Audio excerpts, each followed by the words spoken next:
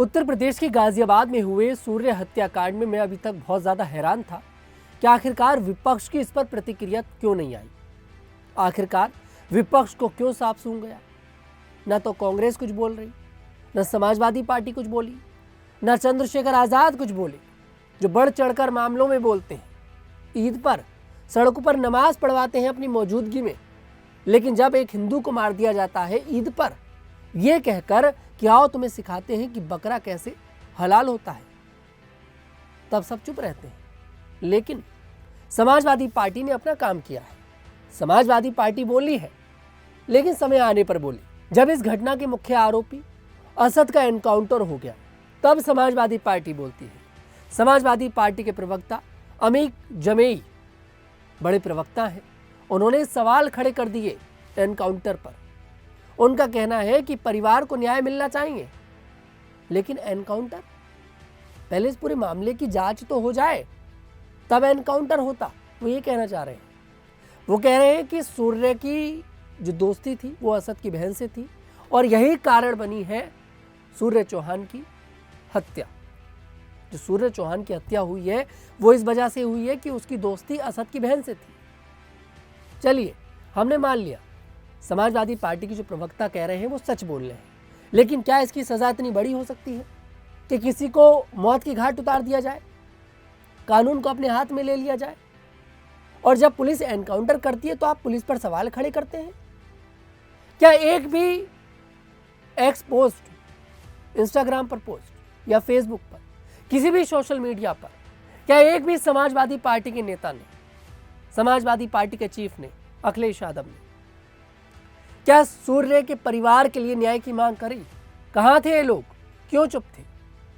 ये लोग कॉकरोच जनता पार्टी पर तो तुरंत बोल देते हैं, ये लोग मोहम्मद दीपक वाले मामले में तुरंत बोल देते हैं, लेकिन ये लोग सूर्य हत्याकांड पर नहीं बोले, चुप रहे। कहां है राहुल गांधी?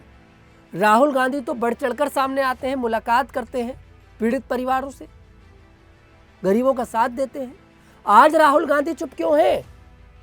क्या राहुल गांधी, अखिलेश यादव, चंद्रशेखर आजाद, क्या ये लोग इसलिए चुप हैं कि मारने वाला मुसलमान है, उनका वोट बैंक है मुसलमान? ये लोग इसलिए चुप हैं? इन लोगों को आखिरकार किस बात का डर है?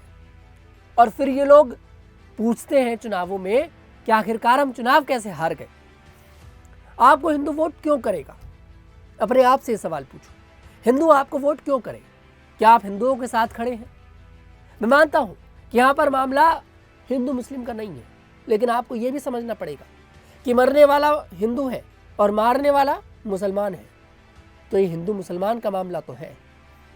अगर कोई आदमी आकर ये कहता है बकरीद के मौके पर, क्या आओ तुम्हें सिखाते हैं कि बकरा कैसे हलाल होता है, अगर इन लोगों की पहले से दुश्मनी थी तो सूर्य क्या जाता असद के साथ? एक कॉमन सेंस की बात सोचिए, दिमाग लगाइए थोड़ा सा, कि अगर पहले से कोई दुश्मनी होती, रंजिश होती, तो क्या सूर्य असद के साथ बाहर घूमने जाता?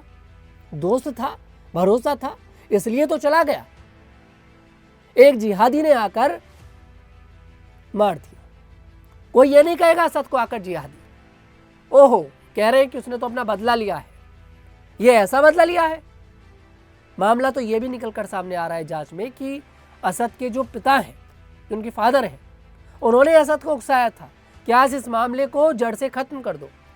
सोचिए कि आप नफरत कितनी कूट कूट कर भरी हुई है। लोग रो रहे हैं, बहुत से लोग हैं, दुख मना रहे हैं, कह रहे हैं कि बिल्कुल सही किया असद ने, हम लोग असद के साथ खड़े हैं। अरे लेकिन आप ये तो समझिए कि क्या इस तरह की घटनाएं नफरत नहीं घोलती हैं? कोई आदमी अगर ईद पर यह कहकर लेकर जा रहा है कि आओ तुम्हें सिखाते हैं बकरा कैसे हलाल होता है, तो क्या नफरत वाली बात नहीं है? मुझे बड़ी शर्मिंदगी होती है हमारे विपक्ष पर कि विपक्ष चुप रहता है ऐसे मामलों में। बस ये लोग मौके का फायदा उठाते हैं। अगर मामला यहाँ पर हिंदू मुसलमान का होता या फिर मामला दलित का होता तो तुरंत पहुंच जाते, लेकिन उसमें भी एंगल है। अगर मारने वाला मुसलमान होगा तो बिल्कुल नहीं बोलेंगे। दिल्ली में तरुण हत्याकांड पर कोई नहीं बोला, सब चुप रहे। तरुण दलित परिवार से आता है, मारने वाला मुसलमान था, सब चुप थे। ये विपक्ष के सब लोग चुप थे। चंद्रशेखर आज़ाद, समाजवादी पार्टी और कांग्रेस सब चुप थे। क्यों बोलेंगे?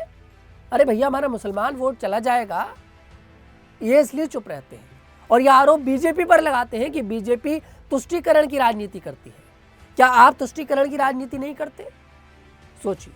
सोचिए कि लोग कैसे लोग हैं। विपक्ष ऐसे मामलों पर चुप रहता है, बड़ी शर्म आती है। फिलहाल इस पर आपकी क्या राय है, कमेंट सेक्शन में जरूर बताइएगा। मैं तनुज दीक्षित आपसे मुलाकात करूंगा, तब तक के लिए हमारे साथ देखते रहिएगा न्यूज़ 15।